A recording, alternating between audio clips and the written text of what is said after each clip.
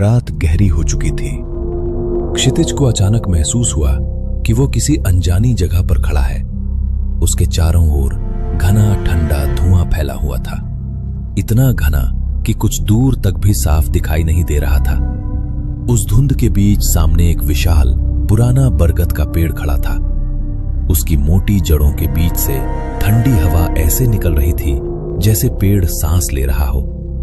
पेड़ के नीचे कई लोग बैठे थे। कोई चुपचाप एक दिशा में घूर रहा था, कोई औरत सिर पकड़कर बेकाबू होकर रो रही थी।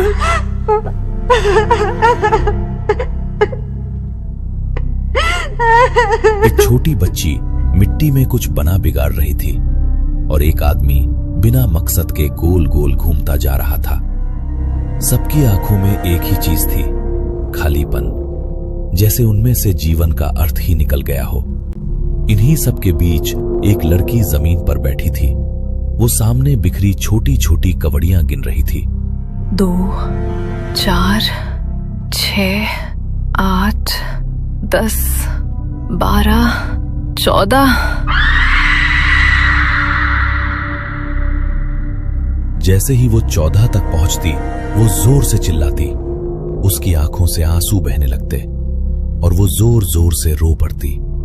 फिर थोड़ी देर बाद वही कवड़ियां फिर से गिनना शुरू कर देती। ये दृश्य देखकर क्षितिज का दिल तेजी से धड़कने लगा।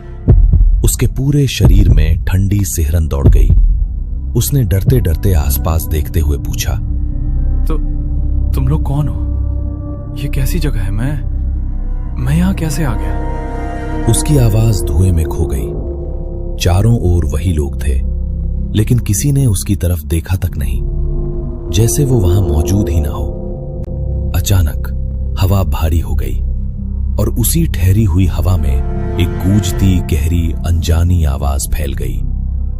अतृप्त आत्माओं के जग में तुम्हारा स्वागत है। क्षितिज के पैरों तले जमीन जैसे खिसक गई। वो कांप उठा। अतृप्त आत्माओं का जग? लेकिन मैं यहां कैसे आ गया? कुछ क्षण सन्नाटा रहा, फिर वही आवाज फिर से गूंजी, धीमी लेकिन और करीब। थोड़ी देर पहले जो तुम्हारे साथ हुआ उसे याद करो। क्षितिज का माथा पसीने से भीग गया। उसने आंखें कसकर बंद कर ली और याद करने की कोशिश की कि आखिर कुछ देर पहले उसके साथ क्या हुआ था। तभी अचानक उसके दिमाग में धुंधले धुंधले दृश्य उभरने लगे, जैसे बिखरी हुई यादें धीरे धीरे जुड़ रही हों। एक एक पल, एक एक घटना, सब कुछ फिर से उसकी आंखों के सामने लौटने लगा। आज क्षितिज बेहद खुश था। सालों से चल रहा उनकी नजरों का अनकहा रिश्ता आज शब्दों में बदलने वाला था, क्योंकि आज वो अपनी प्रेमिका को प्रपोज करने जा रहा था। वो रेस्टोरेंट में उसका इंतजार कर रही थी। जैसे ही क्षितिज रेस्टोरेंट के सामने पहुंचा, उसकी नजर उस पर पड़ी। वो खिड़की के पास बैठी थी। उसे देखते ही उसके होठों पर वही जानी पहचानी प्यारी मुस्कान खिल उठी। क्षितिज का दिल जोरों से धड़कने लगा। उसने एक गहरी सांस ली और उसकी ओर कदम बढ़ाए ही थे कि धड़ाम! अचानक एक तेज रफ्तार ट्रक ने उसे जोरदार टक्कर मार दी और अगले ही पल सब कुछ अंधेरे में डूब गया। क्षितिज ने कांपती आवाज में कहा, मतलब मैं मर चुका हूं और यहां आ गया? उसकी आंखें भर आईं, होठ कांपने लगे। वो घुटनों के बल वहीं बैठ गया और रो पड़ा। मेरे हिस्से में यही लिखा था, अधूरी मोहब्बत, अधूरी जिंदगी। मैंने तो अभी शुरू भी नहीं किया था। मैं उसे बताना चाहता था कि मैं उससे कितना प्यार करता हूं, और उससे पहले ही सब खत्म हो गया। उसकी आवाज टूटती जा रही थी। कुछ देर तक वो बस रोता रहा, लेकिन धीरे धीरे क्षितिज की सांसें संभलने लगीं। उसने आंसू पोंछे, चेहरा ऊपर उठाया। उसकी आंखों में अब सिर्फ दर्द नहीं था, एक समझ की हल्की सी चमक भी थी। वो धीमे स्वर में बोला, अगर मैं ऐसे ही अपने अधूरेपन से चिपका रहा तो मैं भी शायद हमेशा जीवन और मृत्यु के बीच यूं ही अटका रह जाऊंगा, तुम सबकी तरह। उसने धीरे धीरे चारों ओर देखा, एक एक चेहरे को, एक एक सूनी आंख को। फिर शांत लेकिन दृढ़ स्वर में बोला, शायद हमें अपनी अपनी कहानियां एक दूसरे को सुनानी चाहिए, अपनी अधूरी बातें, अपना दर्द बांटना चाहिए। शायद तभी हमारे मन का बोझ हल्का होगा, वरना हम यूं ही इस अतृप्त जग के बंधन में फंसे रहेंगे और कभी यहां से मुक्त नहीं हो पाएंगे।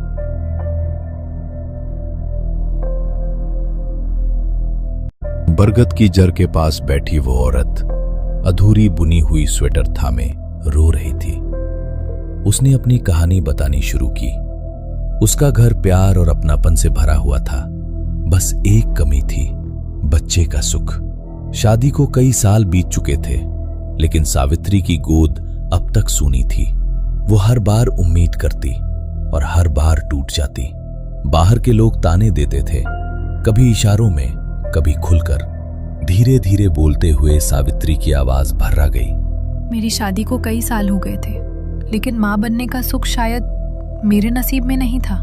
हर महीने उम्मीद करती, हर बार टूट जाती। लोग ताने देते थे, कहते थे मुझ में ही कोई कमी है। वो पल भर के लिए चुप हो गई, आंसू पोंछे, फिर धीमे से बोली, लेकिन मेरे अपने लोग बहुत अच्छे थे। मेरी सास, ससुर मुझे बेटी की तरह रखते थे, और मेरे पति, वो मुझे बहुत प्यार करते थे। कभी मुझे महसूस ही नहीं होने देते थे कि मैं अधूरी हूं। इतना कहते कहते उसके चेहरे पर एक फीकी सी मुस्कान उभरी, जैसे किसी खोए हुए सुख की याद लौट आई हो। उसने आगे बताया कि एक दिन अचानक उसकी तबीयत बिगड़ गई। लगातार उल्टियां होने लगीं। जब वह डॉक्टर के पास गई तो जांच के बाद डॉक्टर मुस्कुराया और बोला, बधाई हो, आप मां बनने वाली हैं। ये सुनते ही सावित्री को लगा जैसे उसकी बरसों की सूनी दुनिया अचानक भर गई हो। उसने अपने बच्चे के लिए सपने बुनने शुरू कर दिए, ठीक उसी तरह जैसे वो स्वेटर बुन रही थी, जो अब उसकी गोद में अधूरी पड़ी थी। लेकिन किस्मत को कुछ और ही मंजूर था। गर्भ के आखिरी दिनों में अचानक उसके पेट में असहनीय दर्द उठा। उसे तुरंत अस्पताल ले जाया गया। ऑपरेशन से पहले डॉक्टर ने परिवार से कहा, स्थिति गंभीर है, या तो बच्चा बचेगा या मां। सावित्री की आंखों से आंसू बहने लगे। मेरे पति और सास ने डॉक्टर से कहा, बच्चे को छोड़ दो, सावित्री को बचा लो। लेकिन मैंने डॉक्टर से कहा, नहीं, मेरे बच्चे को बचाइए, चाहे मेरी जान चली जाए। उसके बाद सब धुंधला हो गया और उसी पर मेरी सांसें थम गई। सावित्री ने टूटे स्वर में कहा, मेरा बच्चा तो इस दुनिया में आ गया, लेकिन मैं यहाँ आ गई। इतना कहते ही उसने स्वेटर को अपने सीने से कस कर लगा लिया और फूट फूट कर रोने लगी। दोस्तों, ये कहानी बेहद सस्पेंसफुल है, इसलिए इसे आखिर तक जरूर देखिए। सावित्री की कहानी सुनाने के बाद वहां बैठी एक छोटी बच्ची जो मिट्टी में कुछ बना बिगाड़ रही थी, वो उठी। उसकी बड़ी बड़ी आंखों में बचपन की चमक नहीं, बल्कि एक गहरा खालीपन था। सावित्री की कहानी सुनकर उसने भी अपनी कहानी बतानी शुरू की। मेरा नाम गुड़िया था। वह जन्म से ही बीमार थी। उसके दिल में छेद था, इसलिए वह थोड़ी सी दौड़ में ही हांफने लगती, जल्दी थक जाती। उसका परिवार बेहद गरीब था। उसकी मां दूसरों के घरों में काम करती, बर्तन मांजती, कपड़े धोती, ताकि बेटी का इलाज करा सके। कई बार वो उसे अस्पताल भी ले गई, पर हर बार डॉक्टरों ने ऑपरेशन की बड़ी रकम बताई, जो उनकी पहुंच से बहुत दूर थी। मां उसे बेहद संभाल कर रखती थी, जैसे कांच की गुड़िया हो। वो अक्सर उसे सीने से लगाए कहती, मेरी बच्ची बिल्कुल ठीक हो जाएगी। तेरी माँ तुझे कुछ नहीं होने देगी, मेरी बच्ची, मेरी गुड़िया। और गुड़िया सचमुच मान लेती कि वो एक दिन ठीक हो जाएगी। एक दिन उसकी सांस अचानक बहुत तेज चलने लगी। सीने में दर्द उठा। वो मां से चिपक गई। मां उसे तुरंत गोद में उठाकर अस्पताल की ओर दौड़ी। रात थी, सड़क सूनी थी और उसकी मां नंगे पांव भागती जा रही थी, बार बार उसे हिलाती, पुकारती, सहलाती। लेकिन अस्पताल पहुंचने से पहले ही गुड़िया की सांसें थम गईं। उसकी मां सड़क पर बैठ गई थी, बेटी को गोद में लिए, उसे झकझोरती, पुकारती, रोती हुई। गुड़िया, आंखें खोल, मेरी बच्ची। पर वो नन्हा शरीर शांत हो चुका था। बरगद के नीचे बैठी गुड़िया मिट्टी में बनी छोटी आकृति को सहला रही थी, जैसे अब भी अपनी मां के चेहरे को छू रही हो। वो बहुत धीमे से बोली, मैं माँ को छोड़कर नहीं आना चाहती थी। फिर चुप हो गई। उसकी आंखों से आंसू बहते रहे और वो मिट्टी से सने हाथों को सीने से लगाए बैठी रही, जैसे अब भी मां की गोद खोज रही हो। सावित्री की आंखों से आंसू बह रहे थे और गुड़िया मिट्टी से सने हाथों को सीने से लगाए बैठी थी। दोनों ही अपने अपने अधूरे प्यार के दर्द में डूबी हुई। क्षितिज ने दोनों को एक साथ देखा, एक मां जो अपने बच्चे के लिए तड़प रही थी और एक बच्ची जो अपनी मां से बिछुड़कर भटक रही थी। उसका मन भीतर तक कांप उठा। वो धीरे से सावित्री के पास आया और बोला, सावित्री, तुम अपने बच्चे के सुख के लिए तड़प रही हो और ये गुड़िया अपनी माँ के प्यार के लिए। तुम दोनों का दर्द एक जैसा है, बस दिशा अलग है। क्षितिज ने गुड़िया की ओर इशारा करते हुए कहा, क्यों ना तुम इसे अपनी ही बच्ची मान लो। जिस ममता के लिए तुम्हारा हृदय तरस रहा है, वही ममता इसे दे दो। शायद तुम्हारा मातृत्व भी तृप्त हो जाए और इसका अकेलापन भी खत्म हो जाए। अगले ही पल सावित्री ने बाहें फैलाकर गुड़िया को अपनी ओर खींच लिया। गुड़िया बिना झिझक उसकी गोद में समा गई, जैसे बरसों से खोई हुई जगह अचानक मिल गई हो। सावित्री की ममता उमड़ पड़ी। वह गुड़िया के सिर को सहलाने लगी, वैसे ही जैसे कोई माँ अपने बच्चे को सुलाती है। और उसी क्षण गुड़िया के चेहरे पर पहली बार शांति उतर आई। उसकी छोटी उंगलियां सावित्री के आंचल को पकड़कर स्थिर हो गईं। दोनों की अधूरी ममता एक दूसरे में पूरी हो रही थी। दो अतृप्त आत्माएं एक दूसरे के प्रेम में तृप्त हो रही थीं। बरगद के नीचे बैठे बाकी आत्माएं ये दृश्य देखती रहीं और मानो उन्हें भी राह मिल गई। एक एक करके सबने अपने अपने दुख, अपने अधूरे किस्से, अपने बंधन खोल दिए। किसी ने खोया हुआ प्रेम सुनाया, किसी ने अपूर्ण सपनों की पीड़ा, किसी ने विश्वासघात, किसी ने पछतावा। हर कहानी के साथ किसी आत्मा का बोझ हल्का होता गया, मानो बरगद के नीचे वर्षों से जमी पीड़ा धीरे धीरे धुल रही हो। लेकिन उन सब के बीच एक लड़की अब भी अलग बैठी थी।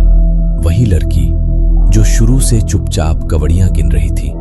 उसकी उंगलियां मिट्टी पर बिखरी छोटी छोटी कवड़ियों को एक एक करके सरकाती।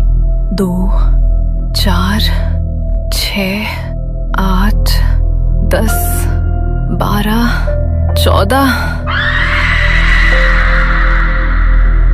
क्षितिज और उसके साथियों ने बार बार उस लड़की से विनती की कि वो अपना दर्द बांटे, अपने दिल का बोझ हल्का करे। लेकिन वो लड़की जैसे किसी और ही दुनिया में थी। उसका पूरा ध्यान सिर्फ उन कौड़ियों पर था जिन्हें वो जमीन पर बिखेर कर बार बार गिन रही थी। तभी बरगद की जड़ों के बीच से उठते धुएं से एक नया साया वहां प्रकट हुआ। उसे देख पेड़ के नीचे जमा सभी रूहें सचेत हो गईं और उनका स्वागत किया। क्षितिज ने आगे बढ़कर उस नए आए शख्स की ओर देखा। इस अतृप्त आत्माओं के युग में तुम्हारा स्वागत है। क्या नाम है तुम्हारा और क्या हुआ था तुम्हारे साथ? उस शख्स की आंखों में एक गहरा खालीपन और मायूसी थी। उसने बरगद के तने से टिकते हुए अपनी कहानी शुरू की। मेरा नाम धनंजय है, धनंजय मुखर्जी। मुंबई की एक बड़ी सोसाइटी में वॉचमैन का काम करता था। एक दिन मैं हमेशा की तरह लॉबी में बैठा था। तभी अचानक एक जोर की चीख मेरे कानों पर पड़ी। मैं घबरा कर उस फ्लैट की तरफ दौड़ा। अंदर गया तो देखा कि एक 14 साल की बच्ची खून में लथपथ जमीन पर पड़ी थी। मेरा कलेजा कांप गया। मैंने भागकर उसका खून रोकने की कोशिश की, उसे बचाने की जद्दोजहद की, लेकिन तभी उसके माता पिता और पड़ोसी वहां पहुंच गए। उसकी आवाज कांपने लगी। उन्होंने मुझे उस लड़की की लाश के पास खून से सने हाथों के साथ देखा और बिना कुछ सुने मुझे पुलिस के हवाले कर दिया। मुझ पर उस बच्ची के साथ दरिंदगी और खून का इल्जाम मढ़ दिया गया। हालांकि मेरा कोई दोष नहीं था, मैंने कुछ भी नहीं किया था, लेकिन कानून को सिर्फ सबूत दिखे। मेरी बूढ़ी माँ और मेरी पत्नी ने मुझे बचाने की हर मुमकिन कोशिश की। हर दरवाजा खटखटाया, पर किसी ने उनकी एक नहीं सुनी। आखिरकार मुझे फांसी दे दी गई। अभी धनंजय अपनी बात पूरी कर ही रहा था कि अचानक कौड़ियों के टकराने की आवाज रुक गई। वो लड़की जो अब तक खामोश थी, अपनी जगह से बिजली की तरह खड़ी हुई और चीख पड़ी। बस धनंजय, बस। बंद करो अपना ये पाखंड। पहचाना मुझे? मैं ही हूं वो जिस पर तुमने बलात्कार किया और जिसे बेरहमी से मार डाला। सबकी सांसें थम गई। हेतल की आंखों में प्रतिशोध की ज्वाला थी। उसने धनंजय की तरफ उंगली उठाते हुए कहा, तुम जिंदा थे तब भी झूठ बोलते रहे और मरने के बाद भी यहाँ झूठ परोस रहे हो। मैं यहाँ इतने सालों से सिर्फ और सिर्फ तुम्हारा ही इंतजार कर रही थी ताकि तुम्हारी रूह को उसके अंजाम तक पहुंचते देख सकूं। हेतल की दर्द भरी और सच्ची पुकार सुनकर बरगद के नीचे मौजूद सभी रूहों का खून खौल उठा। उन्हें यकीन हो गया कि धनंजय की मासूमियत महज एक नकाब थी। देखते ही देखते वहां मौजूद रूहें धनंजय को घेरने लगीं और उसे श्राप देने लगीं। तो तू ही है वो नराधम जिसने रक्षक होकर भक्षक का काम किया। धिक्कार है तुझ पर। तूने मासूम हेतल पर वो अत्याचार किया जिसकी कल्पना से ही रूह कांप जाए। तू इस अंधेरी दुनिया में भी रहने के काबिल नहीं है। तभी एक तीसरी रूह ने आगे बढ़कर आसमान की ओर हाथ उठाए और अपनी भारी आवाज में श्राप की घोषणा की। हम सब मिलकर यमराज से ये प्रार्थना करेंगे कि जब इस पूरे विश्व के हर जीव को मोक्ष मिल जाएगा, उसके 14 साल बाद नहीं, 140 साल बाद नहीं, बल्कि 1400 सालों के बाद इस धनंजय को मोक्ष का द्वार नसीब हो। इसे इसी अंधेरे में तड़पना होगा। उस रूह की आवाज पूरे वातावरण में गूंज उठी। इस जन्म के कर्म, इस जन्म का फल, नियति का चक्र हमेशा पूरा होता है। धनंजय वहां अकेला खड़ा कांप रहा था, जबकि अंधेरे ने उसे चारों तरफ से जकड़ना शुरू कर दिया।